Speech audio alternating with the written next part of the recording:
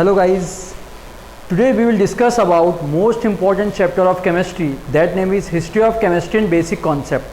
उसके अंदर हम पढ़ने वाले हैं मोल कॉन्सेप्ट. क्या होता है mole concept, number of particles कैसे निकालते हैं, एटॉमिक मास क्या होता है, कैसे फाइंड आउट करते हैं, लिमिटिंग रीजन क्या होता है, इन सब चीज़ों के बारे में हम पढ़ने वाले हैं.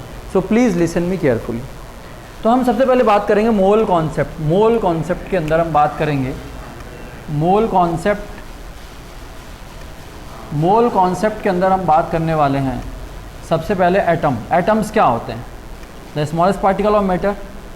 एटम्स क्या होते हैं? The smallest particle of matter which participate in chemical reaction but not loses their identities. वो अपनी आइडेंटिटीज़ लूज नहीं करता है. हम बोल सकते हैं the smallest particle of matter, the smallest particle of matter which participate in chemical reaction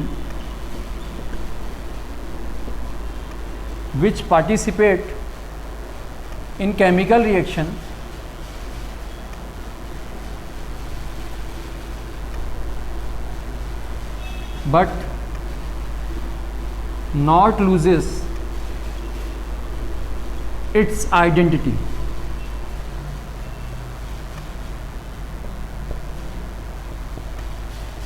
ये अपनी आइडेंटिटी लूज़ नहीं करता. किसी भी मैटर का सबसे स्मॉलेस्ट पार्टिकल जिसे हम टू पार्ट्स में डिवाइड नहीं कर सकते, the smallest particle of matter which can't be divided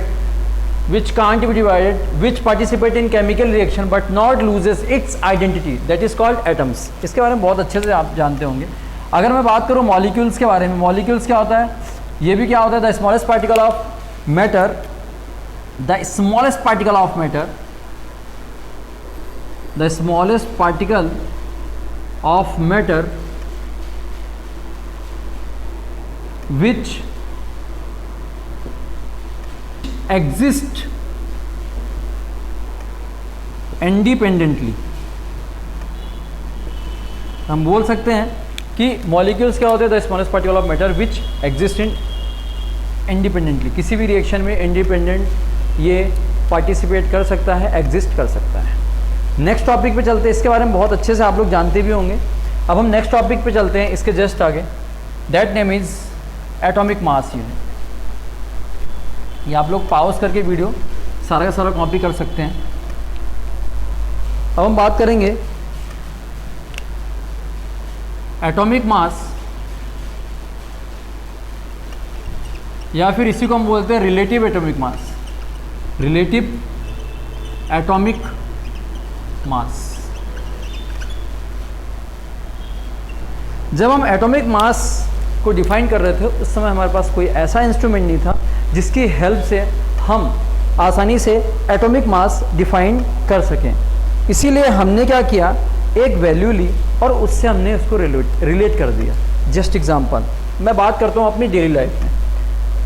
अगर मान लीजिए मैं क्या लेता हूँ, यहाँ पर एक लेता हूँ वेट करने के लिए, वेइंग मशीन ले लेते हैं हम लोग. अब मान लीजिए हमारे पास कोई ऐसा इंस्ट्रूमेंट है, कोई भी सब्सटेंस है जिसको हमको वेट करना है. ठीक है, तो वेट करने के लिए हमने कोई सब्सटेंस ले लिया. जस्ट लाइक मैंने यहाँ पे कोई सॉलिड ले लिया, क्यूबिक सॉलिड लाइक दैट. ये एक सॉलिड ले लिया और हमने चेक करना है किसका वेट कितना है. अच्छा, बहुत पहले की बात कर रहा हूँ मैं, जिस समय हमारे पास ऐसा कोई इंस्ट्रूमेंट नहीं था जिसके हेल्प से हम किसी की भी वेट चेक कर सकें. जैसे आज की डेट में अगर आपको कोई भी सब्सटेंस का वेट करना है तो आप आसानी से बोल देंगे कि भाई ये 1 kg का है, 2 kg का है, 3 kg का है या 10 kg का है. आप आसानी से जज कर सकते हैं बिकॉज अभी हमारे पास एक स्टैंडर्ड वैल्यू है, दैट नेम इज़ kg. अगर मान लीजिए उस समय कोई ऐसी स्टैंडर्ड वैल्यू ना होती, तो हम अगर सॉलिड की जगह कुछ और वेट किलोग्राम की जगह अगर हम कुछ और कंसीडर करते हैं तो उस समय क्या होता. मान लीजिए मैं इसका वेट कर रहा हूँ और हमने कंसीडर किया केजी की जगह सिलेंडर. अगर उस समय इस चीज़ की डिस्कवरी हुई होती तो सिलेंडर, मैं क्या कर रहा हूँ, इससे रिलेट कर रहा हूँ. ठीक है, तो हो सकता है इसका जो वेट होगा, हो सकता है इसका जो वेट होगा 3 सिलेंडर, हो सकता है इसका जो वेट होगा 3 सिलेंडर होगा। अगर हमने उस समय स्टैंडर्ड वैल्यू सिलेंडर ली होती तो इसका वेट होता कितना, 3 सिलेंडर। लेकिन आज की डेट में जब आप इसको चेक करोगे तो अपने पास स्टैंडर्ड वैल्यू डिस्कवर्ड है, दैट नेम इज kg।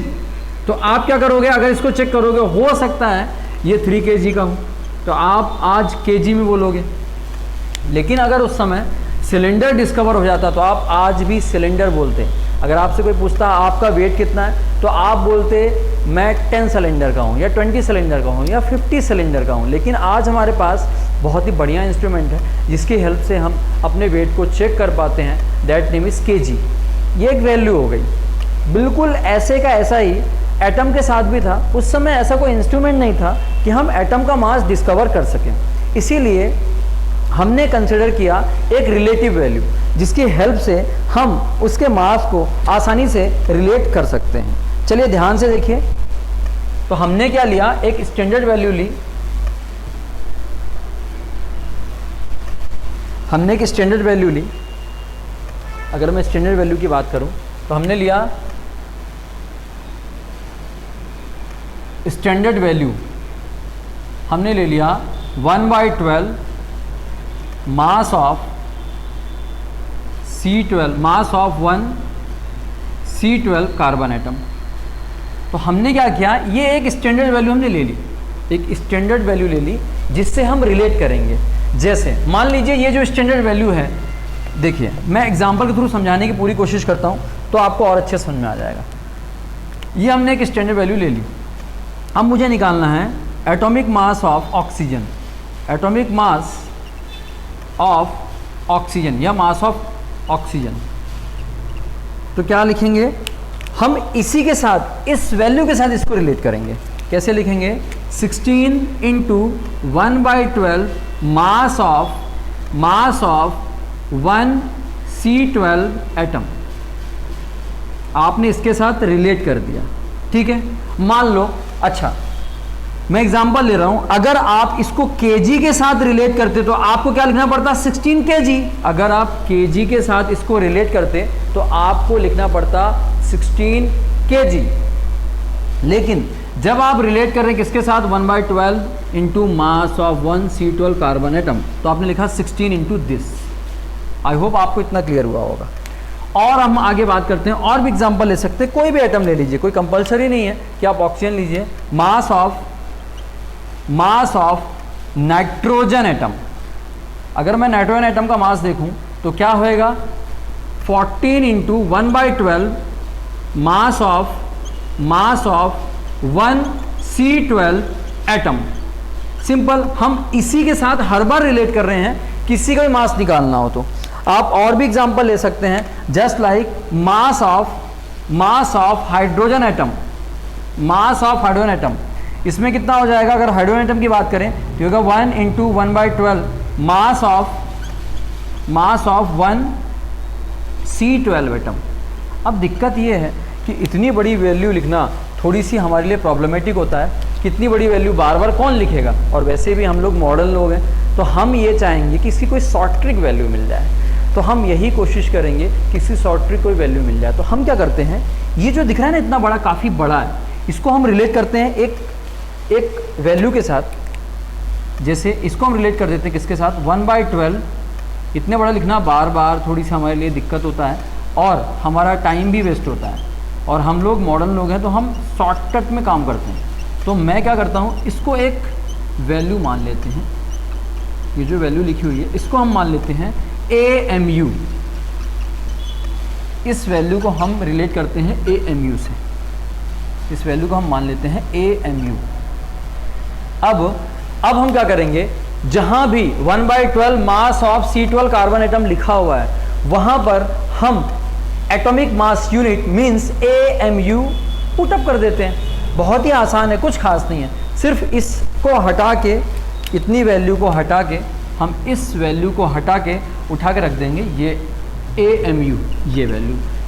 वो हमारे लिए लिखना भी काफ़ी आसान हो जाएगा और समझना भी काफ़ी आसान हो जाएगा। ठीक है, तो चलिए करते हैं। आप सभी पॉज करके सब कुछ लिख सकते हैं, मैं इसी पे एडिट करके इसको लिख दूंगा।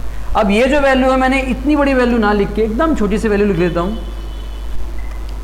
हम इसके साथ रिलेट कर देते हैं 16 AMU, देखिए कितना छोटा हो गया और काफ़ी अच्छा भी लग रहा है और बहुत आसान भी हो गया लिखना। इसी वैल्यू को हमने भी AMU ले लिया है, तो इस वैल्यू को मैं हटा देता हूँ और यहाँ पे लिखता हूँ AMU और यहाँ पे भी वही किया हमने, तो इस वैल्यू को भी हमने हटा दिया और लिख दिया क्या AMU। ठीक है, आप किसी का भी मास लिख सकते हैं और पॉज करके इसको आप कॉपी कर सकते हैं। चलिए यहाँ तक तो बात क्लियर हो गई। आप और भी एग्जांपल ले सकते हैं, कोई कंपलसरी नहीं है कि यही 3 एग्जांपल होंगे, और भी आप एग्जांपल ले सकते हैं। Just like mass of sodium atom. अगर आपको सोडियम एटम का मास लिखना है तो क्या लिखेंगे 23 AMU। अब AMU की वैल्यू क्या होती है 1/12 C12 carbon atom, 1/12 mass of 1 C12 atom, ये वैल्यू हो गई। अच्छा, ये लिखना हमारे लिए काफ़ी आसान था, बहुत बढ़िया चल रहा था, कोई दिक्कत नहीं। आप सभी एटम्स के लिए या सभी एलिमेंट्स के लिए ऐसा लिख सकते हैं उसके एटॉमिक मास के लिए। ठीक है, कुछ समय बाद क्या हुआ, कुछ समय बाद हमारे साइंटिस्टों ने डिस्कवर किया, क्या डिस्कवर किया, मास स्पेक्ट्रोमीटर, जिसकी हेल्प से आप किसी की वैल्यू निकाल सकते थे। लेकिन उन लोगों ने उस समय किसकी वैल्यू निकाली, उन लोगों ने उस समय वैल्यू निकाली किसकी, उन लोगों ने उस समय फाइंड आउट किया वैल्यू किसकी फाइंड आउट की, ये जो लिखा हुआ है ना, तो मास स्पेक्ट्रोमीटर की हेल्प से हमने निकाला मास ऑफ 1 C12 कार्बन एटम। कुल मिला के कार्बन का मास हमने फाइंड आउट किया with the help of mass spectrometer, उसकी हेल्प से हमने इसका मास फाइंड आउट किया। तो जैसे ही आया मास स्पेक्ट्रोमीटर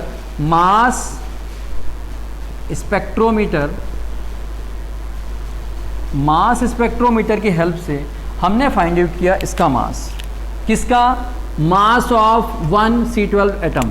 ये जो 1/12 लिखा है यहाँ पे कुछ करना ही नहीं है, इसका मास थोड़ी निकाला उसने सिर्फ इसका मास निकाला है। तो इसका मास निकाला है, मैं लिख देता हूँ ब्लू कलर से, इसका मास निकाला उसने 1.9910 की पावर -23, ये इसने मास फाइंड आउट कर लिया।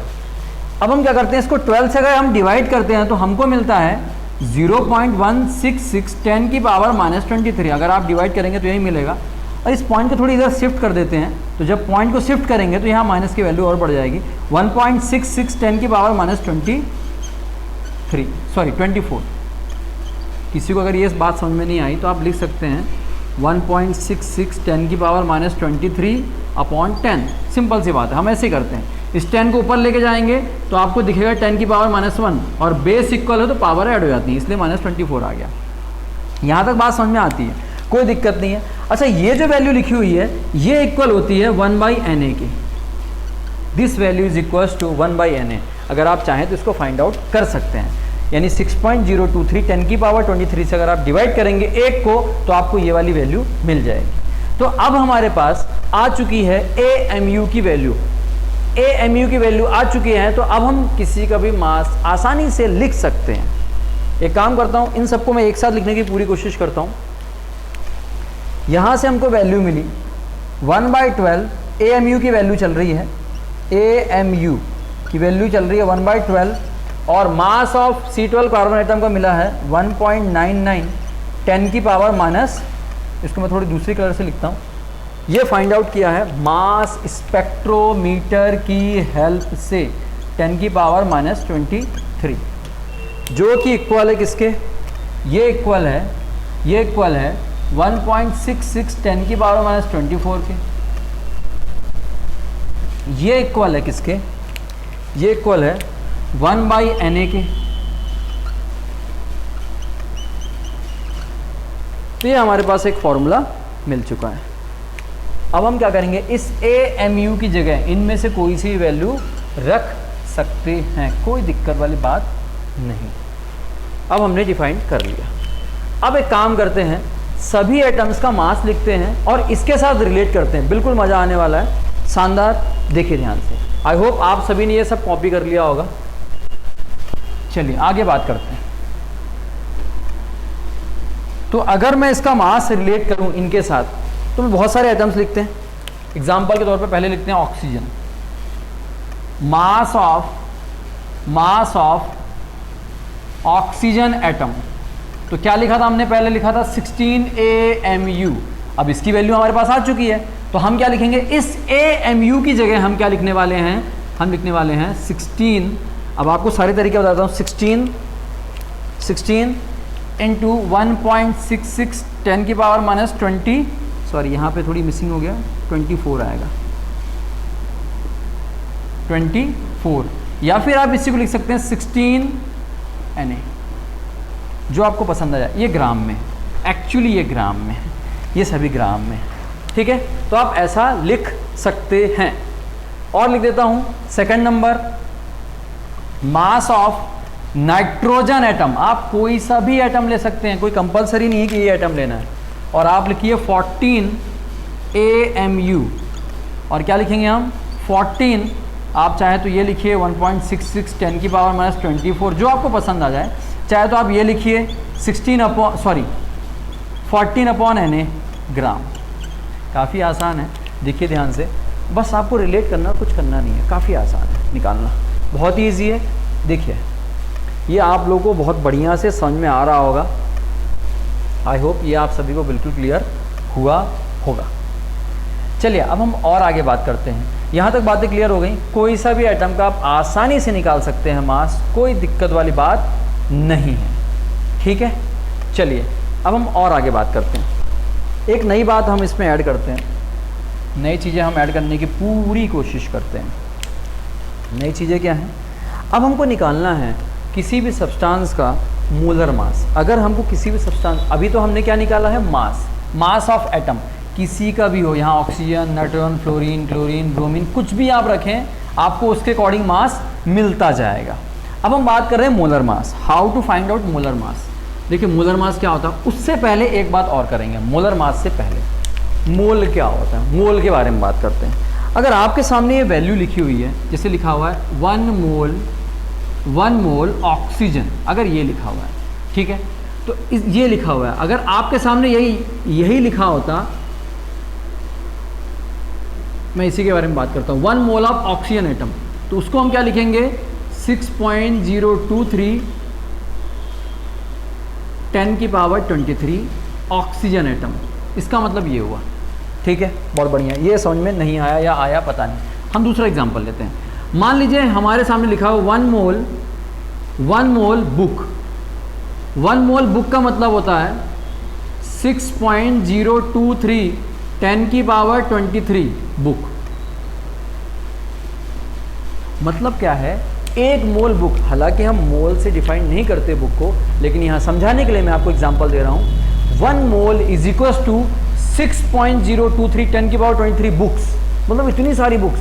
1 मोल बुक्स का मतलब इतनी सारी बुक्स। आपको ये एग्जांपल समझ में नहीं आया, आप ले सकते हैं 1 मोल पेन मीन्स 6.023 10 की पावर 23 पेन्स।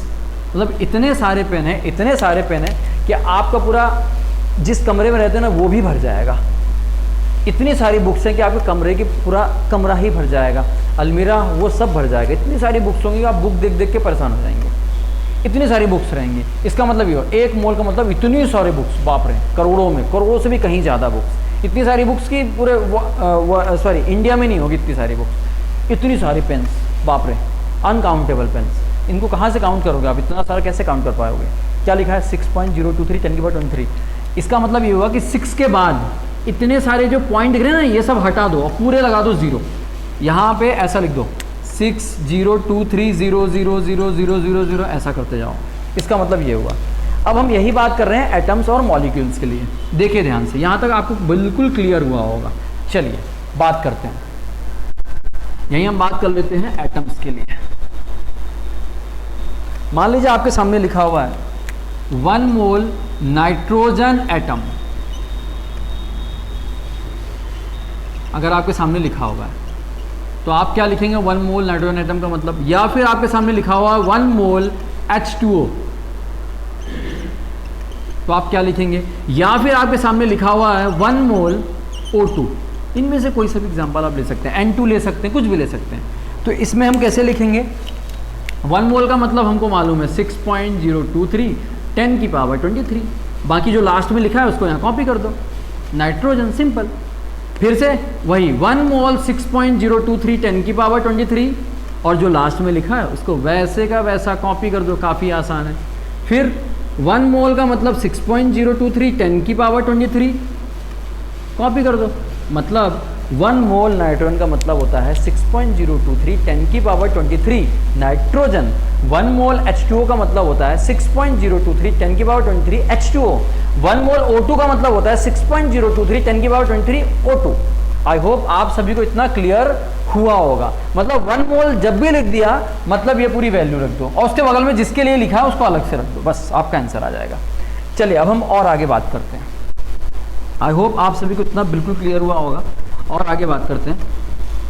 अब हम बात करने वाले हैं मोलर मास की। मैं इसको थोड़ी देर लिखा रहने देता हूँ ताकि ये काम आ जाए, अभी एग्जाम्पल के तौर पे मैं आपको समझाऊंगा। अब आपको निकालना है मोलर मास, किसी का ही मोलर मास। मैं लेता हूँ मोलर मास अब सोडियम के लिए, मोलर मास ऑफ सोडियम। मैं सोडियम एटम का मोलर मास निकाल रहा हूँ। क्या होता है molar mass? Mass of, molar mass का मतलब होता है मास ऑफ